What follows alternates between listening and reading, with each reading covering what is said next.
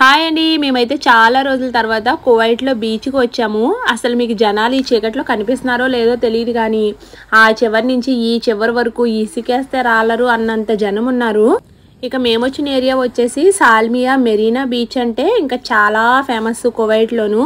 ఇక్కడ వచ్చేసి ఎక్కువ ఎక్స్పర్ట్స్ ఉంటారు ఈ ఏరియాలో, వాళ్ళు ఎక్కువ వస్తారు. ప్లస్ కువైతీస్ వాళ్ళు కూడా వస్తారు, కానీ ఎక్స్పర్ట్స్ ఎక్కువ వస్తారు ఇక్కడికి. టైం వచ్చేసి ఏదో సాయంత్రం 6-7 అయింది అనుకుంటున్నారా, నైట్ 2 అవుతుంది. మేము ఇక్కడికి వచ్చేటప్పటికి 11 అలా అయ్యింది. ఇది అన్ఎక్స్పెక్టెడ్గా వచ్చాము.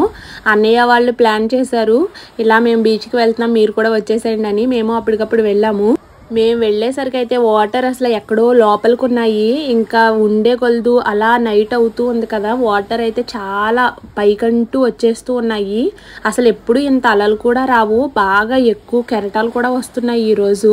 కువైట్లో ఇంత వేడిగా ఉంటే ఈ సముద్రం దగ్గర మాత్రం చల్లగా చల్లెట్టిపోతూ ఉంది. అసలు వీళ్ళేక స్నానం చేయలేదు, కానీ చేస్తే ఇంక వణుకొచ్చేద్దును.